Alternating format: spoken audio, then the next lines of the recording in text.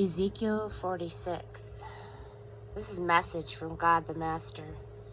The gate of the inside courtyard on the east is to be shut on the 6 working days, but open on the Sabbath. It is also to be open on the new moon. The prince will enter through the entrance of the gate complex and stand at the gateposts as the priests present his burnt offerings and peace offerings while he worships there on the porch. He will then leave, but the gate won't be shut until evening. On Sabbaths and new moons, the people are to worship before God at the outside entrance to that gate complex. The prince supplies for God the burnt offerings for the Sabbath, 6 unblemished lambs and an unblemished ram. The grain offering to go with the ram is about 5.5 gallons plus a gallon of oil and a handful of grain for each lamb. At the new moon, he is to supply a bull calf, 6 lambs, and a ram, all without blemish. He will also supply 5.5 gallons of grain offerings and a gallon of oil for both ram and bull, and a handful of grain offering for each lamb. When the prince enters, he will go through the entrance vestibule of the gate complex and leave the same way.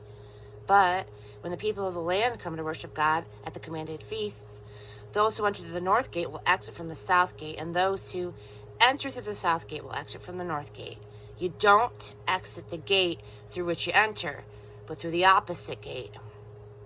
The prince is to be there, mingling with them, going in and out with them. At the festivals and the commanded feasts, the appropriate grain offering is 5.5 gallons, with a gallon of oil for the bull and ram, and a handful of grain for each lamb. When the prince brings a free will offering to God, whether a burnt offering or a peace offering, the east gate is to be open for him. He offers his burnt or peace offering the same as he does on the Sabbath. Then he leaves, and after he is out, the gate is shut. Every morning, you are to bring a yearling lamb unblemished for a burnt offering to God. Also, every morning, bring a grain offering of about a gallon of grain with a quart or so of oil to moisten it. Presenting this grain offering to God is standard procedure. The lamb, the grain offering, and the oil for the burnt offering are a regular daily ritual. This is a message from God the Master. If the prince deeds a gift from his inheritance to one of his sons, it stays in the family. But if he deeds a gift from his inheritance to a servant, the servant keeps it only until the year of liberation, the Jubilee year. After that, it comes back to the prince. His inheritance is only for his sons. It stays in the family. The prince must not take the inheritance from any of the people, dispossessing them of their land. He can give his sons only what he himself owns. None of my people are to be run off their land.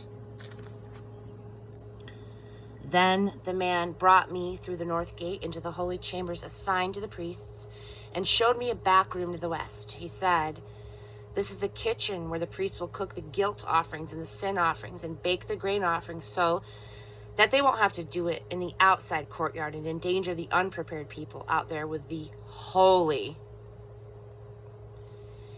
He proceeded to take me to the outside courtyard and around to each of its 4 corners. In each corner, I observed another court. And each of the 4 corners of the outside courtyard were smaller courts, 60 by 45 feet, each the same size.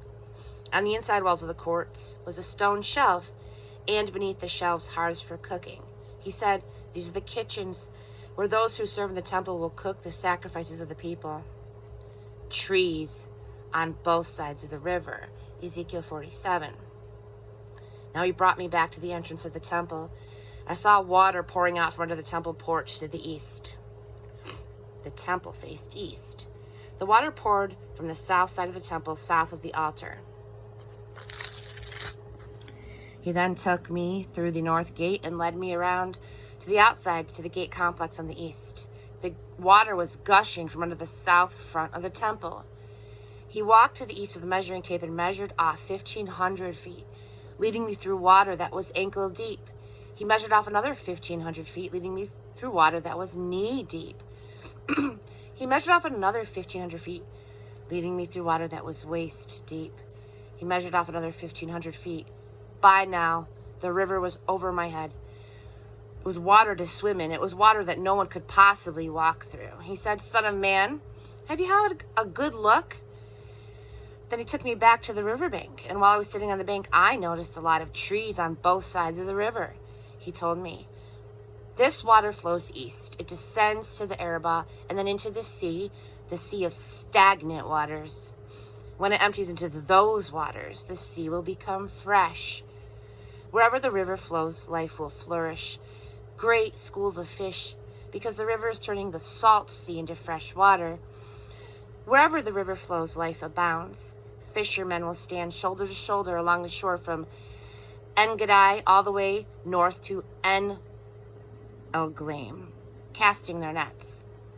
The sea will teem with fish of all kinds, like the fish of the great Mediterranean.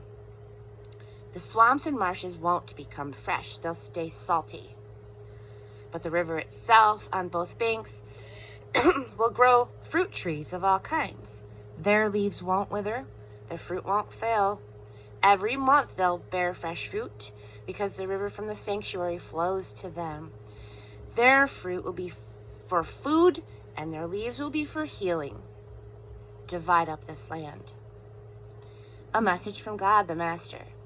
These are the boundaries by which you are to divide up the inheritance of the land for the 12 tribes of Israel, with Joseph getting 2 parcels. It is to be divided up equally. I swore in a solemn oath to give it to your ancestors, swore that this land would be your inheritance. These are the boundaries of the land. The northern boundary runs from the great Mediterranean Sea along the Hethlon Road to where you turn off to the entrance of Hamath, Zadid, Berotath, and Sibrim, which lies between the territory of Damascus and the territory of Hamath, and on to Hazor Hadakin on the border of Haran. The boundary runs from the sea to Hazorian, with the territories of Damascus and Hamath to the north. That is the northern boundary. The eastern boundary runs between Damascus and Haran, down along the Jordan between Gilead and the land of Israel to the eastern sea as far as Tamar. This is the eastern boundary. The southern boundary runs west from Tamar to the waters of Meribah Kadesh, along the brook of Egypt, and out to the great Mediterranean Sea. This is the southern boundary. The western boundary is formed by the great Mediterranean Sea north to where the road turns east towards the entrance to Hamath. This is the western boundary. Divide up this land among the 12 tribes of Israel. Divide it up as your inheritance and include in it the resident aliens who have made themselves at home among you and now have children. Treat them as if they were born there just like yourselves. They also get an inheritance among the tribes of Israel. In whatever tribe the resident alien lives, there he gets his inheritance. This is decree of God, the Master.